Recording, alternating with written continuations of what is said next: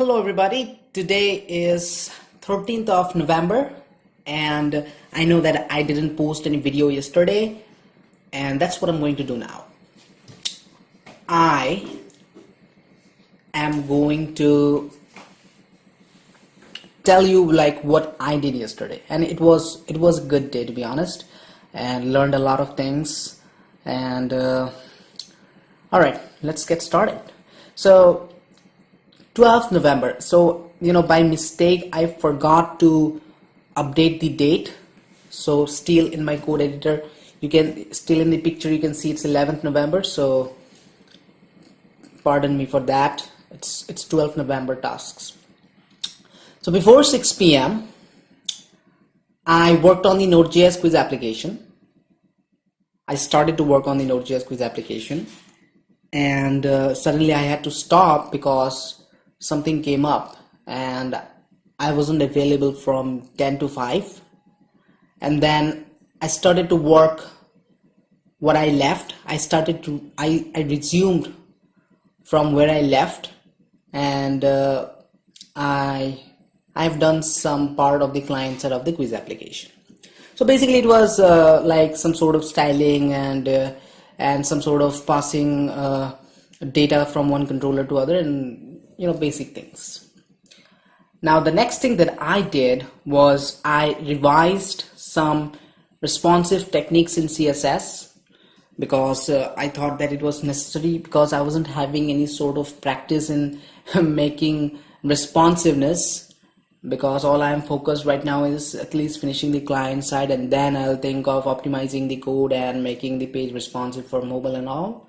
So I thought that it's necessary, or it will be good if I revised some of the responsive techniques, and I saw about what media queries is, how it works, and also about the meta tag, which has a property of name and value of viewport, initial scale equal to 1, and that.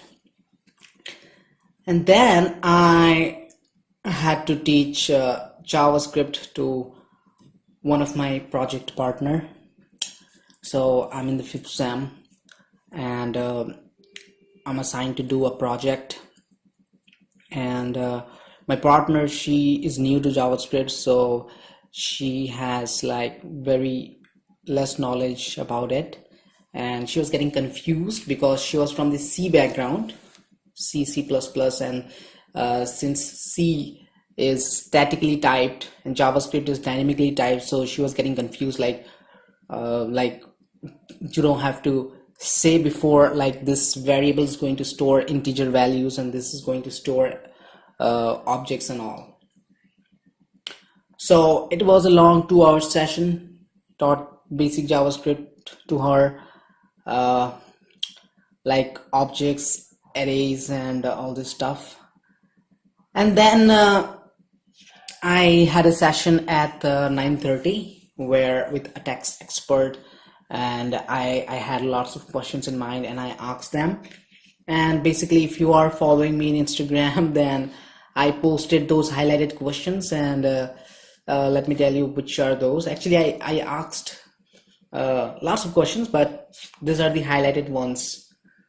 Number one is it was also a long session, and number one is it bad to use $root scope in AngularJS? Now you know that in AngularJS, root scope is an object which if we assign some properties to it, then it's going to be accessible to every scope in your entire application, right? So it's like global variable. So what he said is, yes, definitely it's bad.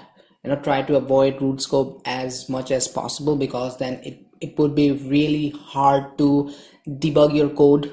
Like you won't be knowing like from where this problem is coming because of global issues. So avoid global variables. That's the key point.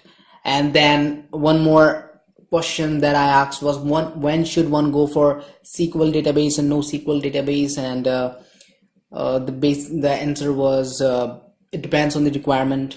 Well, and then he said that if we want faster access of data, and if our schema is, not, it's dynamic, like, it's not, it's changing, if our schema is not that defined, or it's changing over time, and if we want faster access of data, if we want that, it should, fetching data from the database should be really fast, then we should go for NoSQL database. And a typical example would be social networking sites. And if we want integrity, normalization, and more security and all this sort, then SQL is a good choice. For instance, banking, if a banking application. And also I asked some more questions, like, should you avoid using jQuery with Angular? Then the answer is yes. In general, you should not use jQuery, and you should try to avoid it. You should try to, finish the work with Angular. And is knowing SAS or LAS or SCSS is beneficial for a front-end developer? Then the answer is yes. It's a big, that it's, by yes he meant that it makes a lot of difference. So if you are going for a front-end developer job, then if you know SAS, LAS, or SCSS, then it's a very big advantage over the others. If the other interviewee,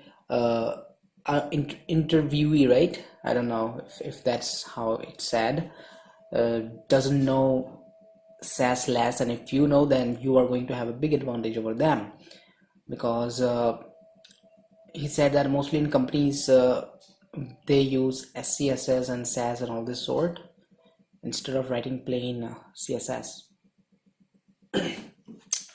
All right, so these are the questions that I asked, and these are the answers that I get, and definitely I can say that I am more intelligent and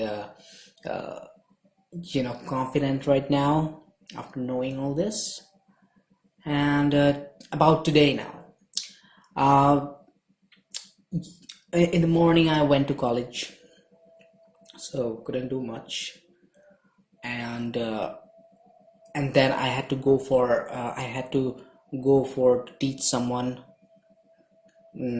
So basically it's 7:30 right now, and I came back home, or you can say that I am free from 7, and I have been free from 7 p.m. and it's 7:30 right now, and right now I'm making the video for YouTube, and then I'll sort of edit it, and then I'll post it. So and then I'll see what I can do today. Probably I'll work on my quiz application, because I hope to finish it by November. That's not the deadline though, but I want to finish it by November, and then I want to make my portfolio after finishing this project, a very good looking, professional looking portfolio, and then I want to open my LinkedIn account.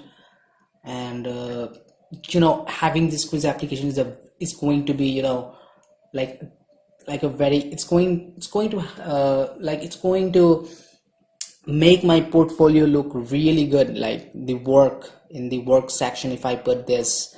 And I mean, it's a full-fledged, it's a good big application which has both front-end and back-end, with Angular, Node, MongoDB, all sorts of big stuff, authorization in MongoDB, in application, and probably Socket.io. I don't think I'll use Socket.io.